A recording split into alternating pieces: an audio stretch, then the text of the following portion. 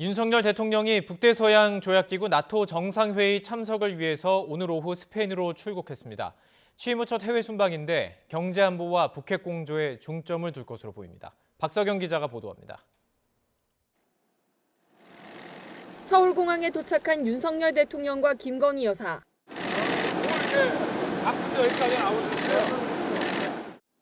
이상민 행정안전부 장관, 권성동 국민의힘 원내대표 등 정부와 여당 인사들의 환송을 받았습니다. 그리고 대통령 전용기에 올라 첫 다자 외교 무대인 나토 정상회의 참석을 위해 스페인으로 향했습니다.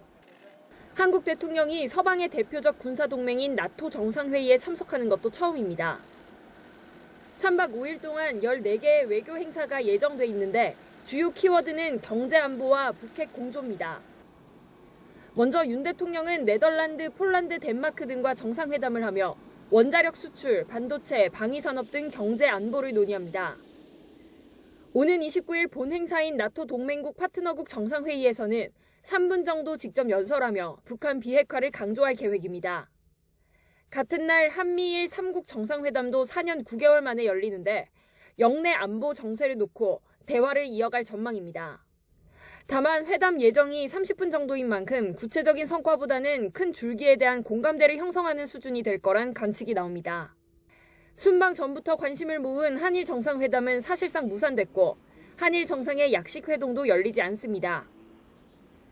한국, 일본, 호주, 뉴질랜드, 아시아 태평양 지역 나토 파트너국 정상과의 사자 회담도 가능성이 희박합니다.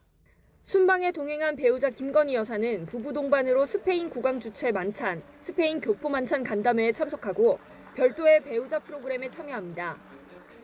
첫 다자 외교 데뷔전을 치르게 된 윤 대통령, 나토의 반중 반러시아 기조에 대해선 거리를 두는 모습입니다. 하지만 신냉전 양상 속에 중국의 날선 반응이 계속되는 만큼 균형점을 모색해야 한다는 지적도 나옵니다. YTN 박석영입니다.